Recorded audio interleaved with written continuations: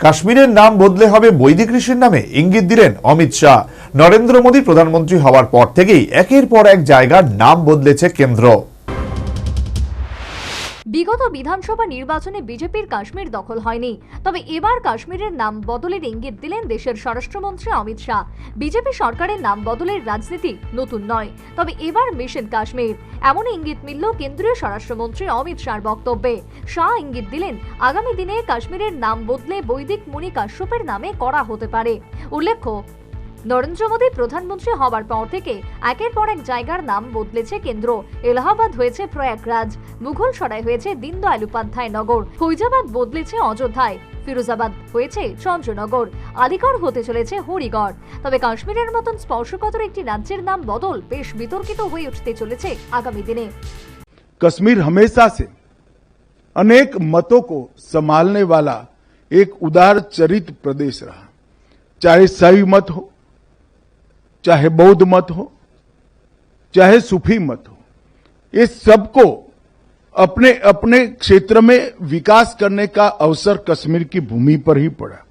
चाहे विदुषी लल्लेश्वरी हो, वसुगुप्त हो, कल्लट हो या अभिनव गुप्त, इस सब ने अपने विचारों को और उनके जीवन को देखने के दर्शन को बहुत अच्छे तरीके से कश्मीर पर ही, कश्मीर की भूमि पर ही उकेरने का काम किया। हम सब जानते हैं कश्मीर को कश्यप की भूमि का भी नाम से जाना जाता है। शायद हो सकता है कि इनके नाम से ही कश्मीर का नाम पड़ा होगा।